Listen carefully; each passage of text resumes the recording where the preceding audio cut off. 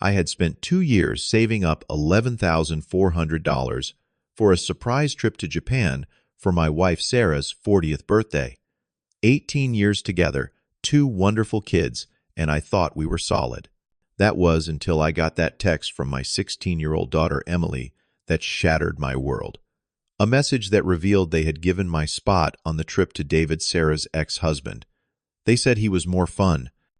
Before I tell you what happened next, let me know where you are watching from, and hit that like button if you have ever felt betrayed by the people you loved most.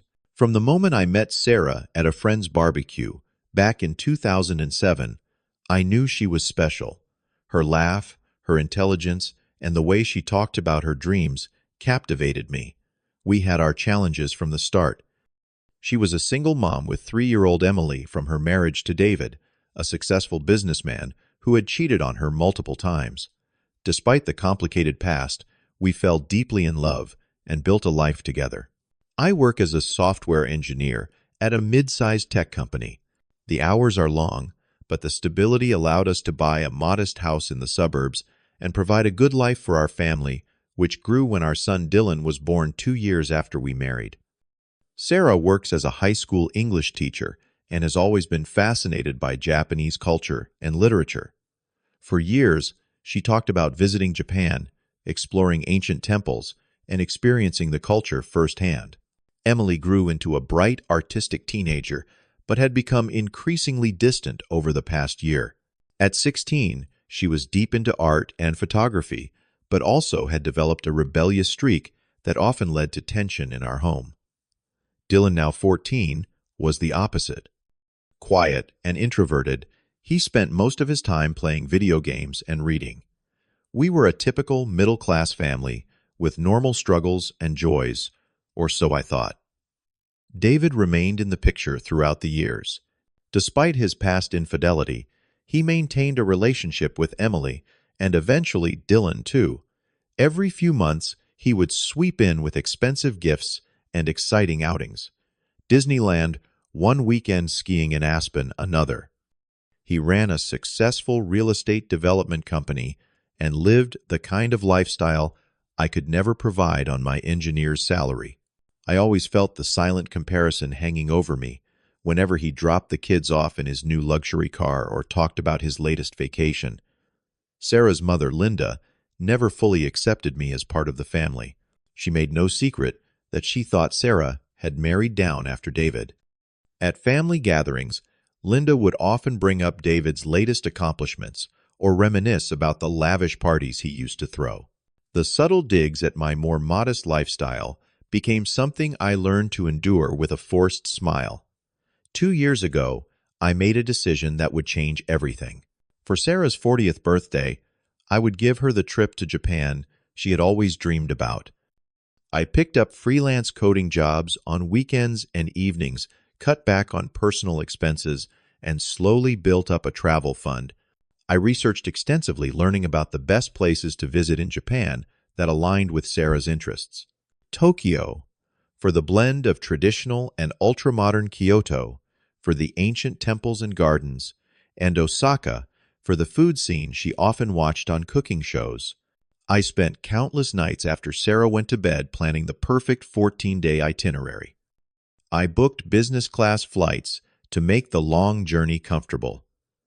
I reserved rooms at boutique hotels that offered authentic Japanese experiences.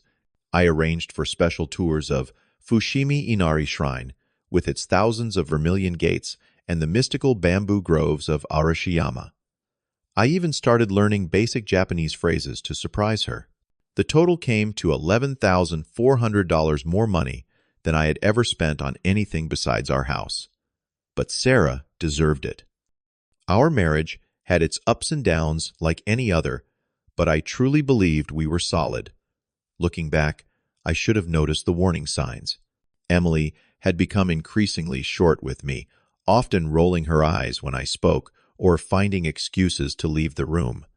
Sarah seemed distant, constantly checking her phone and smiling at messages she never shared. When I asked who she was texting, she would quickly say it was just work stuff or friends planning a surprise for her birthday. Linda's comments had also grown more pointed. At a family dinner a month before the trip, she had asked Sarah if she ever missed the lifestyle she had with David. I dismissed it as typical Linda behavior, too focused on finalizing the Japan plans to see what was happening right in front of me. The night I planned to reveal the surprise trip was Sarah's actual birthday. I prepared her favorite meal, roasted salmon with garlic mashed potatoes and asparagus. I baked a chocolate cake from scratch, something I had never attempted before. The house was clean, candles lit, and the kids were instructed to dress nicely for dinner. Everything needed to be perfect for when I presented her with the envelope containing the itinerary and plane tickets. When Sarah came home from work, she seemed surprised by the effort I had put into the evening. As we sat down to dinner, I noticed she checked her phone repeatedly, smiling at something on the screen before tucking it away. Emily and Dylan exchanged looks throughout the meal that I could not quite interpret. There was tension in the air that did not match the celebratory atmosphere I had tried to create. After dinner, I brought out the cake with 40 candles. We sang Happy Birthday, and Sarah made a wish before blowing them out. Then came the moment I had been waiting for. I handed her an envelope tied with a red ribbon, the color of Japan's flag. When Sarah opened it and saw the itinerary, her eyes widened. She looked genuinely shocked as she flipped through the details of our 2-week adventure across Japan. For a moment, genuine joy spread across her face. "Jake, this is incredible," she said, her voice filled with emotion. "I cannot believe you planned all this." I explained how I had been working extra jobs to save up, how I had researched all the places she had mentioned wanting to see over the years. I told her about the business class seats, the special tours, the traditional ryokan experience I had booked in Kyoto. As I spoke, I noticed her excitement seemed to fade slightly. She glanced at Emily, who was staring at her plate, avoiding eye contact with either of us. Dylan fidgeted in his seat, looking uncomfortable. "This is too much," Jake Sarah said finally. "How could you afford all this?" I explained about the savings, the extra work, how I had been planning this for 2 years. She smiled, but something felt off. The reaction was not what I had expected after giving her what I thought was her dream trip. Throughout the rest of the evening, Sarah kept checking her phone. Emily and Dylan whispered to each other in the living room, while Sarah and I cleaned up. When Linda called to wish Sarah a happy birthday, I overheard part of their conversation. "Yes, he surprised me with the trip," Sarah said. Her voice lowered. "I know it complicates things. We will figure it out." I tried to dismiss my concerns. Of course she was surprised. Of course there would be logistics to work out with her job and the kids' school schedules. Everything would be fine once the initial shock wore off. 3 days later, I was at work when my phone buzzed with a text from Emily. I opened it, expecting a question about dinner or her weekend plans. Instead, the message turned my world upside down. "Sorry, Dad, but we gave your spot on the trip to David. He is more fun and knows more about Japanese culture. Mom and us think the trip will be better with him there." I stared at the screen, unable to process what I was reading. The trip I had spent 2 years planning and saving for. The trip I had poured my heart into designing specifically for Sarah. My spot had been given to David. My own daughter thought he would be more fun than me. I felt physically ill. My hands shook as I typed back. The only response I could manage. "Got it." I left work early, telling my boss I was not feeling well. It was not a lie. I drove home in a daze, my mind racing with questions and doubts. When I arrived, the house was empty. Sarah had texted earlier saying she was having dinner with a colleague and the kids were at after-school activities. I sat in our bedroom, the room we had shared for 15 years, and tried to make sense of what was happening.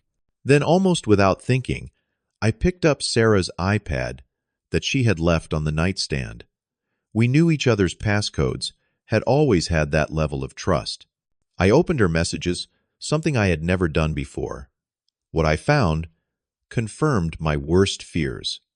There were dozens of messages between Sarah and David going back months.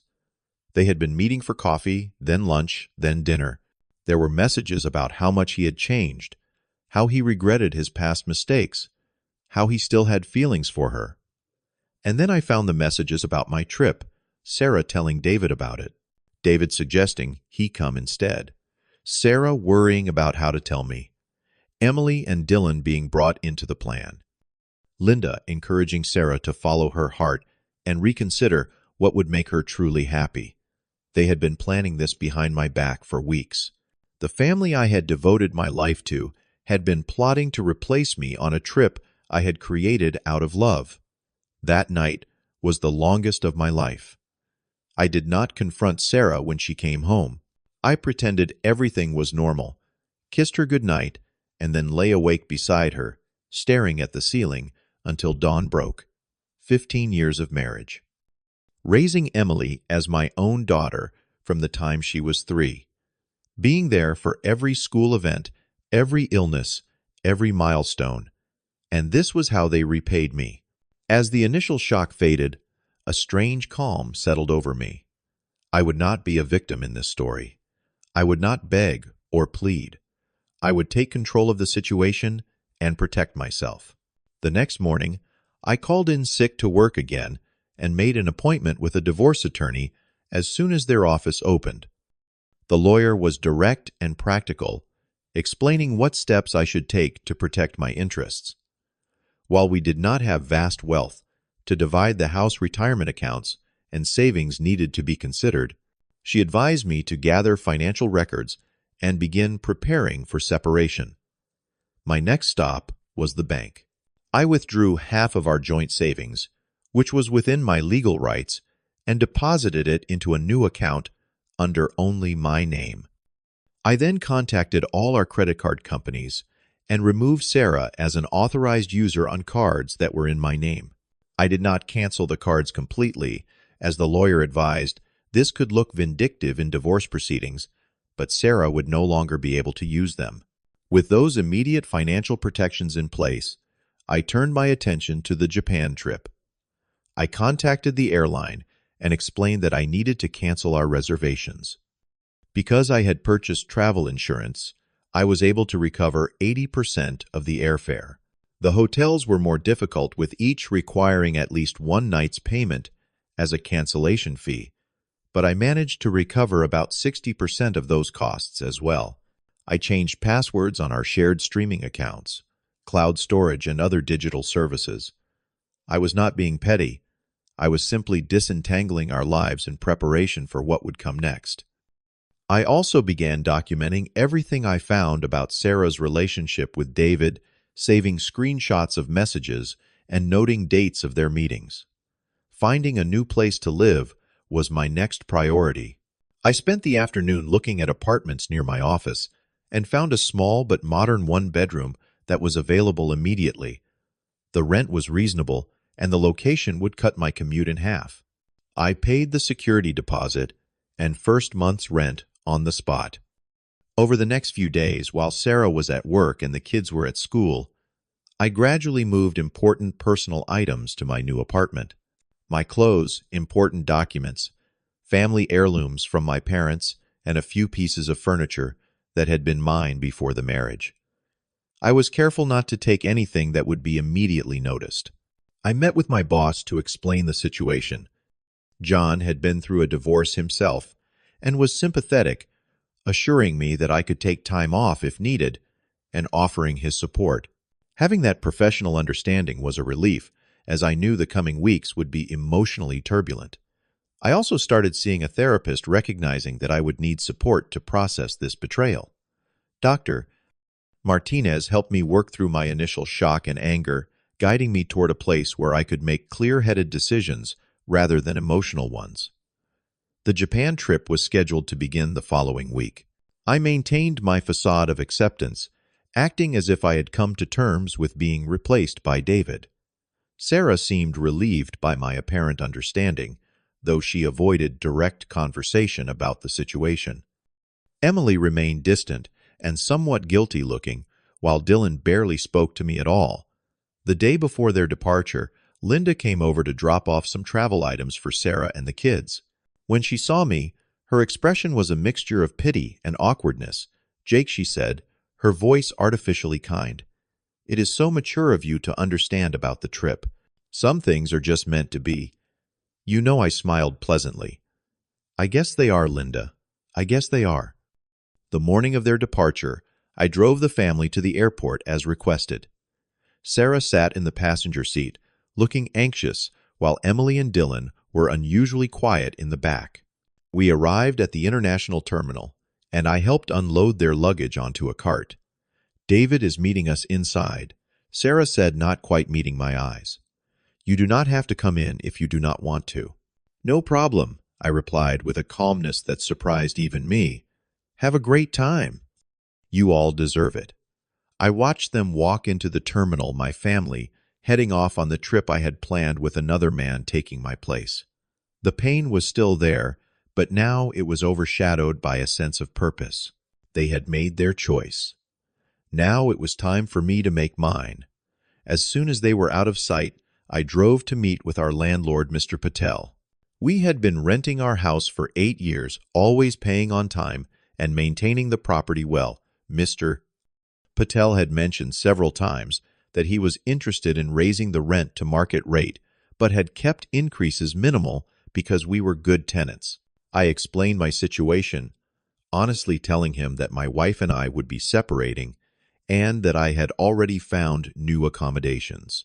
I proposed a new rental agreement that would begin immediately with a significant rent increase that reflected current market rates. The catch was that only my name would be on the new lease, and I needed the locks changed. Mr. Patel was sympathetic and saw a business opportunity. The new rent would be nearly triple what we had been paying, but it was justified by years of below-market increases and the hot rental market in our area. He agreed to my terms, and we signed the new agreement that afternoon. As per our agreement, a locksmith came to change the locks the next day. With the house secured, I turned my attention to monitoring the trip from afar. Emily was an active social media user and posted photos daily. I saw them at the Tokyo Skytree, exploring the Shibuya Crossing, visiting temples in Kyoto. David was in many of the pictures, his arm around Sarah or helping Dylan with something. They looked like the perfect family enjoying a dream vacation. Sarah posted vague updates about embracing new beginnings and rediscovering joy. Linda commented on almost every post with enthusiastic approval. "You all look so happy." And, "What a beautiful family." The digital performance of their happiness was meant to hurt me, and I would be lying if I said it did not sting. On their 5th day in Japan, I received a frantic call from Sarah. It was the middle of the night for me, but afternoon in Japan. "Jake, something is wrong with my cards," she said, her voice tight with stress. "We tried to pay for dinner at this really nice place in Ginza, and all the cards were declined. Can you check what is happening?" "That is strange," I replied calmly. "Have you called the credit card companies?" I tried. "But there is a language barrier and the time difference. Can you just fix it? David had to pay for everything, and it was so embarrassing." "I will look into it," I said. "How is Japan?" There was a pause. "It is amazing. The kids are having a great time." "Jake, about the cards, right? I will see what I can do. Enjoy your dinner." I hung up and went back to sleep. The next day, Sarah called again, increasingly panicked about the financial situation. I explained that I had removed her as an authorized user on my credit cards as part of our separation. "Separation? What are you talking about?" she demanded. "Sarah, you took my ex-husband on a trip I planned and paid for. Did you think we would just continue as normal after that?" The line went quiet for a moment. "We need to talk about this when I get back. This is not what you think. Actually, it is exactly what I think. The messages between you and David made that quite clear." Another long pause. "You went through my messages. You went behind my back with your ex. Let us not debate privacy violations here." The rest of their trip was apparently less enjoyable. According to Emily's diminishing social media posts, they had to rely on David's credit cards, which created tension as the expenses mounted. Several activities had to be canceled due to budget constraints. David, it seemed, was not prepared to fund the entire luxury vacation I had planned. After 12 days in Japan, the family returned home, exhausted from their long flight and the drama that had unfolded. As promised, I picked them up at the airport. The atmosphere in the car was tense. Sarah looked like she had been crying, Emily was sullenly staring out the window, and Dylan was asleep against the door. David was notably absent. He flew back separately, Sarah said when I asked, her voice flat. He had business in Los Angeles. When we arrived at the house, the first sign that things had changed was when Sarah's key did not work in the front door. She tried again, jiggling the handle in confusion. "Jake, my key is not working." I pulled out my new key. "The locks have been changed," I explained, opening the door for them. Once inside, their confusion turned to shock as they noticed subtle differences in the house. Some furniture was missing, family photos had been rearranged, and my home office had been completely cleared out. "What is going on?" Sarah demanded. I handed her an envelope containing the new lease agreement with Mr. Envelope Patel. "The rent has been adjusted to market rate. It is due on the 1st of the month. That is in 3 days. Sarah opened the envelope and gasped at the figure. "This is 3 times what we were paying. There is no way we can afford this." "That is unfortunate," I replied. "Mr. Patel has been undercharging for years." He was quite excited to bring the property in line with current rates. Emily and Dylan looked between us, finally seeming to understand the gravity of the situation. "Where is all your stuff?" Dylan asked, his first words to me since their return. "I have moved into a new apartment. I will text you both the address so you can visit whenever you want." Sarah collapsed onto the couch, the paper clutched in her hand. "You cannot be serious. We cannot afford this place on my teacher's salary. And where are we supposed to get the rent in 3 days? Perhaps David can help," I suggested. "He seems quite invested in your happiness these days." The next morning, reality continued to set in as Sarah tried to buy coffee at their favorite shop, and her card was declined again. She called me in tears. "All my cards are being declined. I cannot even buy groceries. Your name was removed as an authorized user on my accounts." I explained again. "You still have your own credit card and bank account. Those should work fine. You know I barely use those. All our joint expenses have always gone on your cards because of the better rewards. Well, now would be a good time to activate your personal accounts." Later that day, Sarah showed up at my new apartment, unannounced. She looked like she had not slept, her eyes red from crying. "We need to talk about what you are doing," she said when I opened the door. "This is cruel, Jake." I invited her in, but remained standing. "I think replacing me with your ex-husband on a trip I spent 2 years planning was cruel. I think discussing your rekindled relationship with him behind my back was cruel. I think involving our children in the deception was cruel." Sarah's face fell. "You read all our messages, enough to understand what was happening." She sank onto my small couch. "It was not supposed to happen like this. David and I reconnected when he came to Emily's art show last year.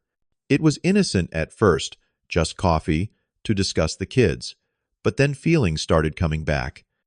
And rather than talk to me about it, you decided to sneak around and humiliate me. I was confused, I did not know how to tell you. Then when you surprised me with this elaborate trip, the timing was so awful. David had just told me he wanted us to try again, that he had changed." I laughed without humor. "The man who cheated on you repeatedly has changed, and you believe that people can change, Jake." "Yes, they can. I have changed too. I no longer accept being treated as an afterthought in my own family." Sarah wiped at her eyes. "What about the kids? You are punishing them too with all this." "I have texted them both repeatedly since you returned.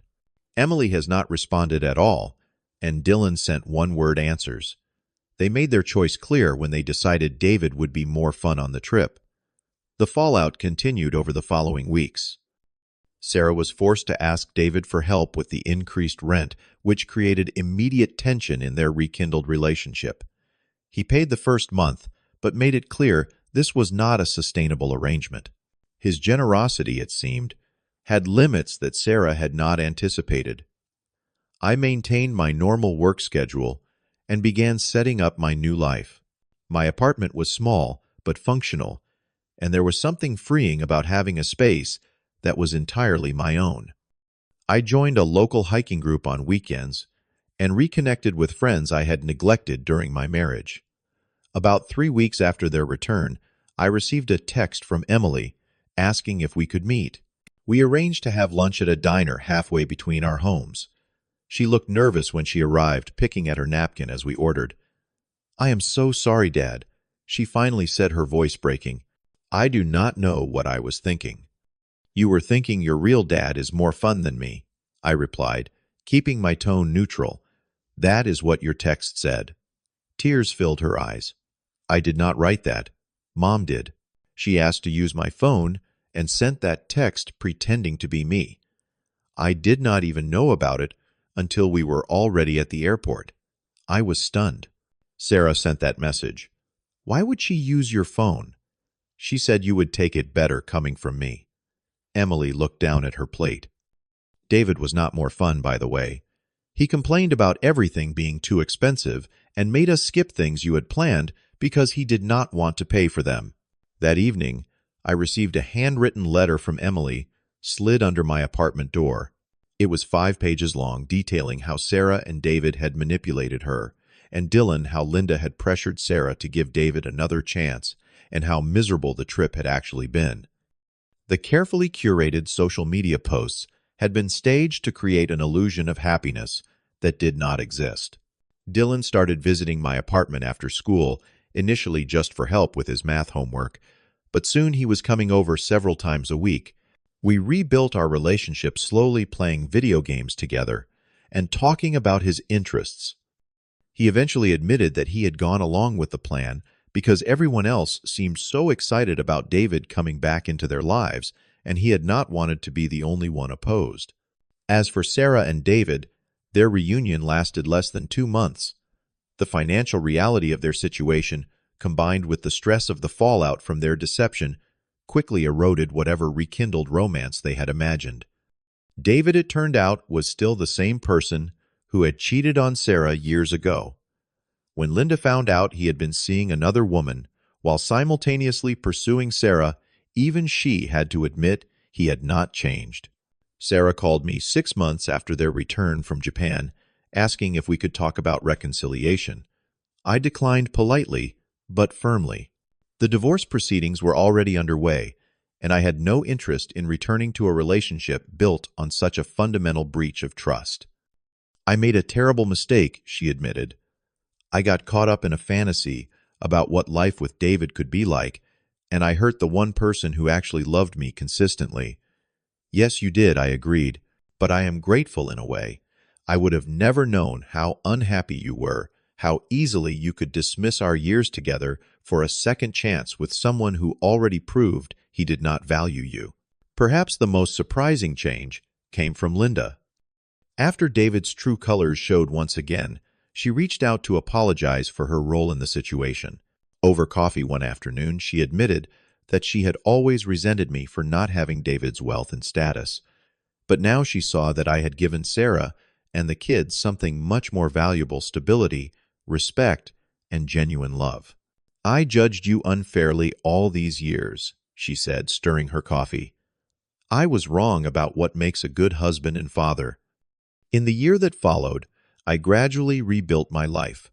The divorce was finalized with a fair division of assets and a custody arrangement that gave me regular time with Dylan. Emily, now in her senior year of high school, spent increasing amounts of time at my apartment, often bringing her art projects to work on while I cooked dinner. On the anniversary of what would have been our trip to Japan, I decided to take my own solo journey there.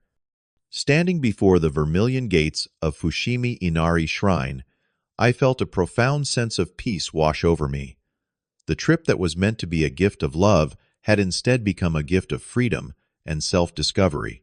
That evening, in Kyoto, I received texts from both Emily and Dylan wishing me well on my journey.